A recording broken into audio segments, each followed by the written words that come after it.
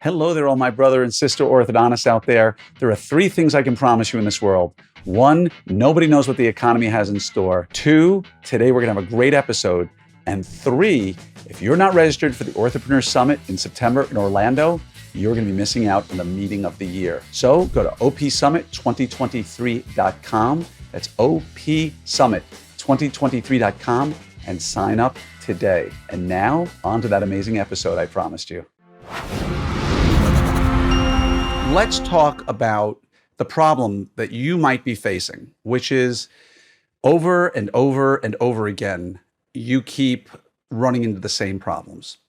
Now, this is not aimed at anybody in particular. If you think you've spoken to me about a problem and I'm talking about you, I'm not. I hear it so often that I have to talk about it on the 5-Minute Friday. And it's happened to me. And you go through TC after TC after TC, or clinical assistant after clinical assistant after clinical assistant, and you say to yourself and to your peers, you know, God, they're such idiots, or God, they can't get it right, or they just don't know how to sell treatment, or they don't, and you keep repeating the same things over and over again. Now, if that isn't you, wonderful. If it is you, and you've heard yourself say the same thing over and over again, there comes a time where you have to look in the mirror and wonder if maybe it's on you. I'm going to go one step further and say, it probably is on you. And I ask this because in today's day and age where I want to spend more time with my family is the rote response everybody gives whenever asked, how life is going. I ask you, are you spending enough time on your practice? Now, you've heard me talk about this a number of times.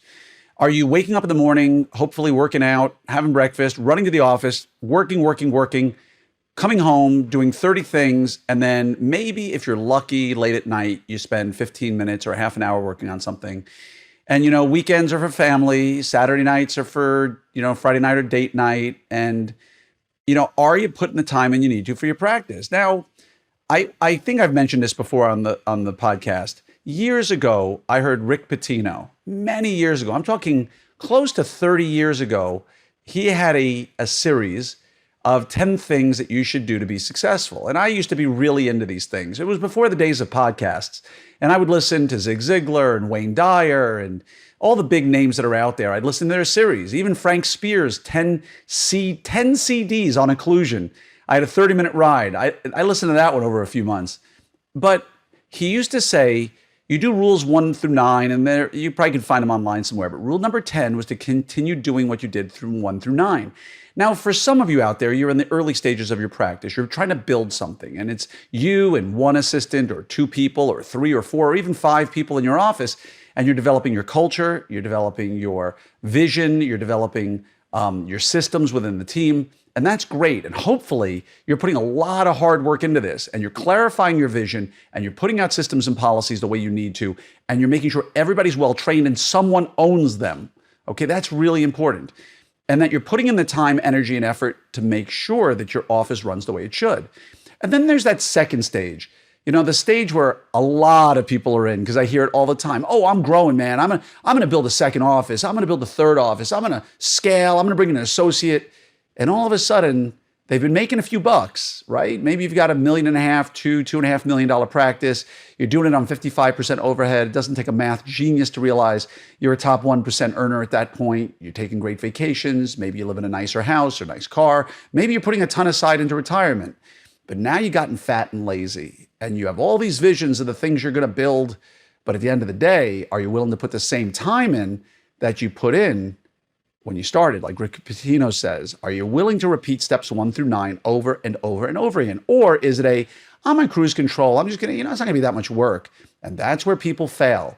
Or maybe you're in stage 3, where you've built 2 or 3 offices and you're doing $5 to $8 to $10 million a year and you're killing it.